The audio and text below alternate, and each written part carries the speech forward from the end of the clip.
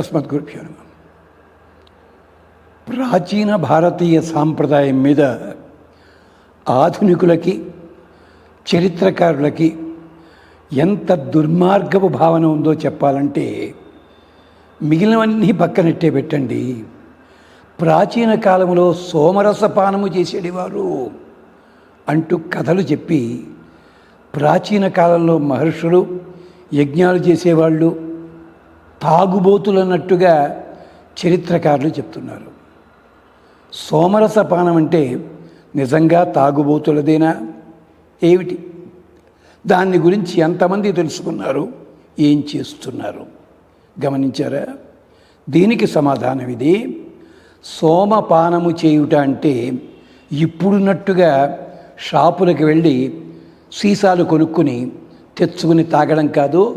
సోమరసపానం అంటే సోమలత అన్నదాని గొప్పతనం గురించి ఋగ్వేదంలో 8వ ఖండంలో 9వ ఖండంలో దాదాపు ఒక 70 శ్లోకాలు ఉన్నాయి, 70 మంత్రాలు.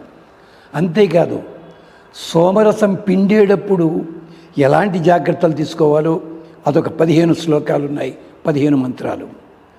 సోమలత అన్నది కొండలలో రాళ్ల మధ్యని ఎదుగుతున్న మొక్కల మధ్యని గట్టిగా దొరికితే 2 జానల పొడుగు కంటే ఎక్కువ దొరకదు.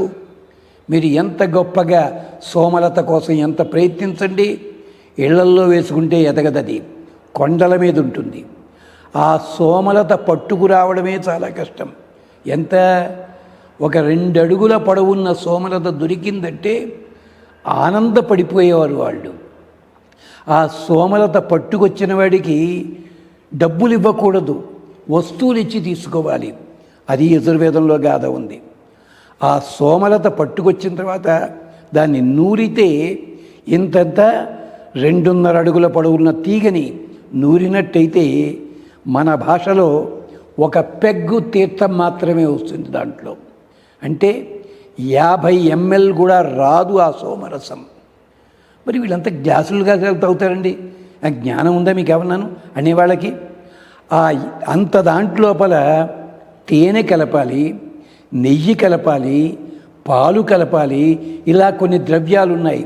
వీటిని కలిపి యజ్ఞంలో ఉపయోగించి హవిస్సులు ఇచ్చిన తర్వాత అప్పుడు మిగిలినది ఉంటుందే అది తీర్థంలా తీసుకుంటారు వాళ్ళు.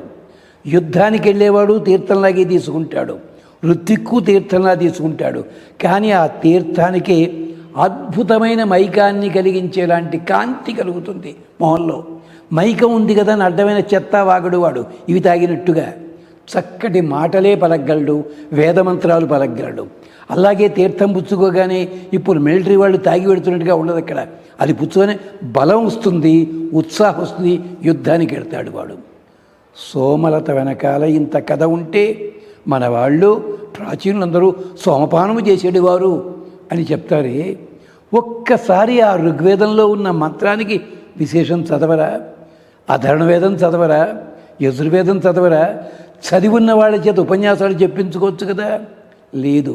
అంచేత సోమరసపానం అన్నది మీరు నేను అనుకున్నట్టుగా మద్యపానము వంటిది కాదు.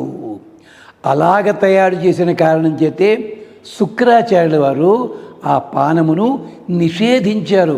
దానికి కూడా భారతంలో కథ ఉంది. వచ్చిన గొడవ ఏమిటంటే మనం ప్రతీదీ కూడా వాగేటప్పుడు కానీ వాదించేటప్పుడు కానీ సగం సగం తెలుసుకుంటాం, మాట్లాడతాం, పూర్తి అర్థంలోకి వెళ్ళము. అంచేత భారతీయులు అంటే సోమరసపాన ప్రియులు అని మాత్రం అనుకోకండి. అది కాదు. సోమలతకున్న గొప్పతనాన్ని అధర్వవేదం, యజుర్వేదం వీటిలో 100ల కొద్ది మంత్రాల్లో అద్భుతంగా చెప్తారు. అది సోమలత దొరకడమే చాలా కష్టము. పట్టుకొచ్చిన వాడికి ఒక ఆవుని, దూడని, 2 ఎద్దులని, ఒక స్థలాన్ని, ఒక రథాన్ని ఇవ్వాలి అని చెప్పి కానుకలుగా ఇచ్చేవారు వెనకటి రోజుల్లో. అది అంచేతనే రాముడు రాగానే మహర్షులంతా ఏమనుకున్నారు? తే తం సోమమివ ఉద్యంతం.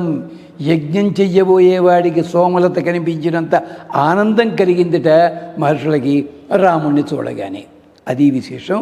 అంచేత భారతీయ సాంప్రదాయాన్ని తక్కువ చెయ్యకండి దయచేసి. స్వస్తి.